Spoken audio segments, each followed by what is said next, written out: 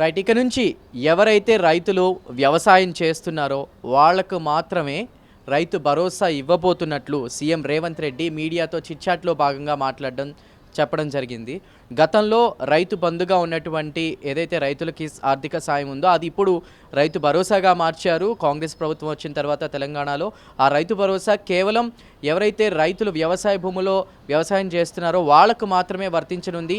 ఇక మీదట అంటే గతంలో కేసీఆర్ ప్రభుత్వం, బీఆర్ఎస్ ప్రభుత్వం ఉన్నప్పుడు రైతులని చెప్పుకుంటూ కూడా చాలామంది అంటే వివిధ భూములు ఉన్న వాళ్ళందరూ కూడా, లేదంటే రోడ్లు ఉన్న వాళ్ళందరూ కూడా ఇలా ఆర్థిక సాయాన్ని పొందారు.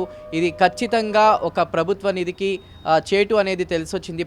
ప్రజాధనం దుర్వినియోగం అవుతుందనేది తెలిసి వచ్చిన నేపథ్యంలో కూడా కాంగ్రెస్ ప్రభుత్వం ఏర్పడ్డాక తెలంగాణలో ఈ నిర్ణయం తీసుకోవడం జరిగింది. ఇక మీదట ఎవరైతే రైతులుగా ఉంటున్నారో వాళ్ళు, లేదంటే కొంతమంది కౌలు రైతులు కూడా ఉంటారు, వ్యవసాయ భూముల్లో పనిచేసే వాళ్ళకు మాత్రమే రైతు భరోసా వర్తించబోతుంది. దీనికి సంబంధించి సీఎం రేవంత్ రెడ్డి మీడియా చిట్చాట్లో భాగంగా కూడా మీడియాకి చెప్పడం జరిగింది.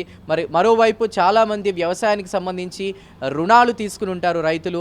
అలాంటి రైతులకు సంబంధించి కూడా, రుణమాఫీలకు సంబంధించి కూడా బ్యాంకర్లతో చర్చలు జరుపుతున్నాం. త్వరలోనే దీనికి సంబంధించి ఒక క్లారిటీ రాబోతుందంటూ కూడా రేవంత్ రెడ్డి చెప్పడం జరిగింది.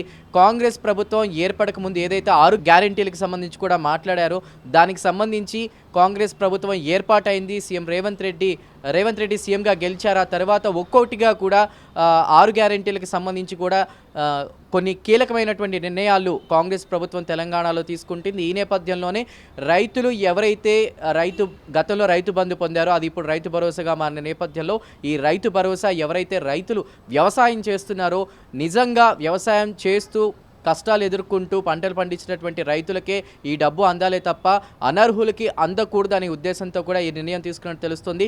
మొత్తం మీద రుణమాఫీలకి సంబంధించి కూడా బ్యాంకర్లతో చర్చలు జరుగుతున్నాయి. ఒక్కొక్కటిగా ప్రజాప్రభుత్వం దిశగా కూడా కాంగ్రెస్ ప్రభుత్వం ముందుకు వెళ్తుందని మనం చెప్పొచ్చు. మొత్తం మీద ఇక రుణమాఫీలకి సంబంధించి కూడా త్వరలో కూడా ఒక క్లారిటీ అయితే రానుంది.